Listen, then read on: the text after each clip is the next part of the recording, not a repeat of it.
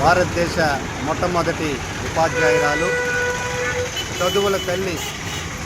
శ్రీమతి సావిత్రిబాయి పూలే గారి జయంతి సందర్భంగా ఆ మహాతల్లికి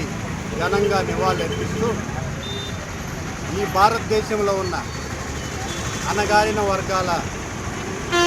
పిల్లలకు, అన్ని కులాల్లో ఉన్న పేద బాలికలకు చదువులు చెప్పాలా, ఆ బాలికలు విద్యాపరంగా ముందుకు రావాలనే ఆలోచనతో ఈ భారతదేశంలో ఉన్న మొట్టమొదటి బాలికల పాఠశాల నెలకొల్పి ఈ భారతదేశంలో ఉన్న బాలబాలికలకు చదువులు చెప్పిన ఏకైక నాయకురాలు సావిత్రిబాయి పూలే గారు. భర్త సూచనలు సలహాలతో ఆమె సావిత్రిబాయి పూలే గారు ఆ పాఠశాల చదువులు చెప్పేదాన్ని పోతున్నప్పుడు ఆమెను వ్యతిరేకించిన వారు రాళ్లతో దాడి చేయడం, ఆమె కట్టుకున్న చీర మీద రంగు నీళ్లు చల్లడం, నానా దుర్భాషలాడడం జరుగుతూ వచ్చినప్పుడు ఆమె బయలుదేరే ముందు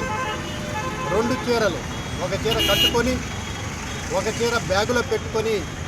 పాఠశాలకు ప్రయాణమై బయలుదేరుతున్నప్పుడు అదే వ్యతిరేకులు ఆ చీర మీద రంగు నీళ్ళు చల్లినప్పుడు ఆమె వాటిని తుడుచుకొని పాఠశాల మధ్యలో బ్యాగులో ఉన్న చీరను మార్చుకొని ఆ పాఠశాలకు పోయి చదువులు నేర్పించిన మహాతల్లి సావిత్రిబాయి పూలే గారిని సందర్భంగా నేను తెలియజేస్తున్నా.